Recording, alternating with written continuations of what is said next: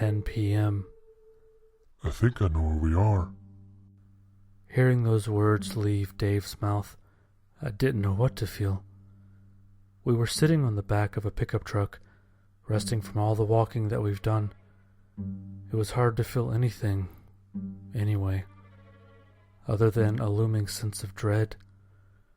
Around us, the gagging smell of rotting flesh still clung stubbornly to the air, while the shadows from a faraway burning flame danced on the walls, teasing the dying electric lights. Moans and groans occasionally bounced off the wall, and I shuddered to even consider what was making those noises.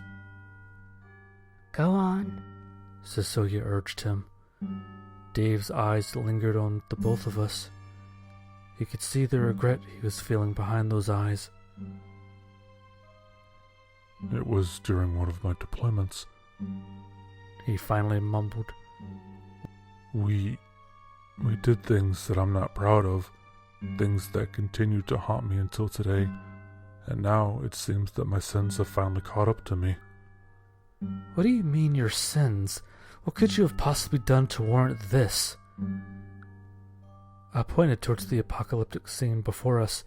The words rolled effortlessly out of my lips, fueled by the building anger inside of me. At finally knowing. Cecilia turned towards me and shot me a disapproving look. Or was it a disappointed look? She then reached out to Dave and squeezed his hands. "It's okay, Dave. You can tell us." I only felt my anger towards Dave growing, but I kept quiet nonetheless, and let Dave continue. We killed civilians, children, women, during one of our operations. It was just after another incident of roadside bomb, killing half of our squad. We were angry. We wanted revenge. After his deployment, Dave rarely talked about his experience. Perhaps this was the reason why. I never wanted to do it, I regretted every day for what we've done. When we started to shoot the children to threaten them, one of the women, in between her screams, repeatedly chanted against us. Dave's voice was breaking now. He continued, struggling to maintain his composure. I thought it was just profanities in the local language, but after coming back, members of my squad who were there that day began disappearing one by one, with no explanations. At first I thought they were unrelated, but... Before he could finish, however, a loud bang in the distance, shocking the three of us. It sounded like a car door slamming, but it was loud enough to startle us. The three of us exchanged nervous glances. Wiping his eyes with his sleeve, Dave motioned to us to keep quiet and waved his hands towards the source of the noise. I think he wants us to investigate it. 11:27 p.m. After the bang that we heard earlier, the three of us crept slowly towards the source. Dave led the way while I kept watch on our backs. Even though the freeway looked abandoned, the scent in the air seemed to suggest something more sinister was going on. It was a thought that I was sure we all shared, but are too afraid to voice it, lest it becomes true. We made our way through the numerous abandoned vehicles, zigzagging in between sedans, convertibles, trucks, vans. Strangely, they all faced the same direction, towards the faraway fire, it seemed. Who drove them, and how did they end up in such fashion? It looked as if all the vehicles were caught in a sudden traffic snarl, and the owners decided to abandon them, walked off to God knows where.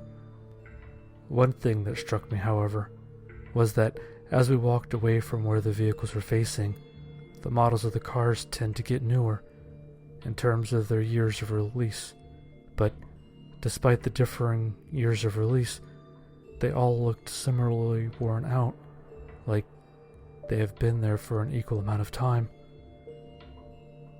I did not have a lot of time to process that observation, though, because as we passed a BMW with its passenger door missing, we stopped dead in our tracks.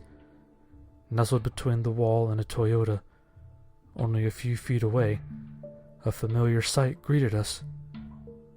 A car that looked eerily similar to the one that we were driving less than a day ago.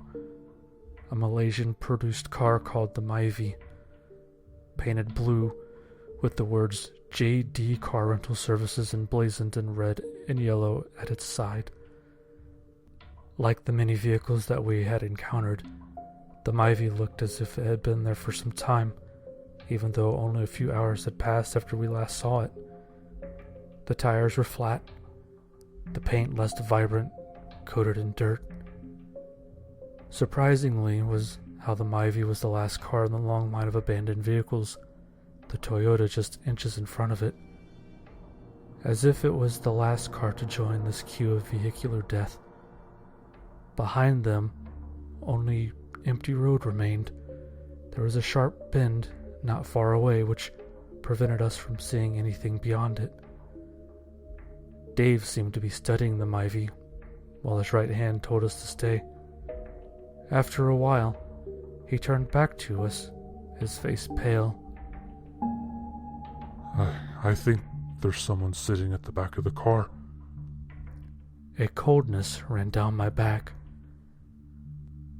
I peeked out from my location, hoping that Dave's eyes were playing tricks on him, and although my view was partially blocked, there was indeed a figure at the back of the car, or what looked like a human figure.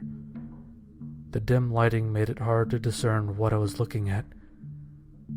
I stared at it for a good few minutes, hoping to make out what it is, but it just remained still the whole time, unmoving. I could clearly see a figure resembling a human, but the features were covered in shadows. What unnerved me was how the longer I stared at the figure, the more uneasy I felt. It was like the figure was staring back at me, though I could not see its eyes.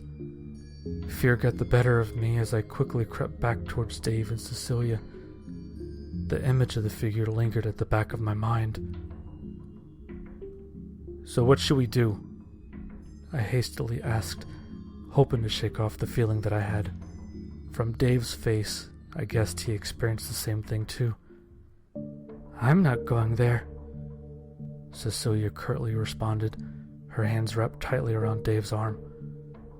I still could not understand how she's still able to love him, despite his recent confession that he was responsible for the mess that he had gotten us into. I wanted to punch him on the spot if I could, but she was genuinely afraid.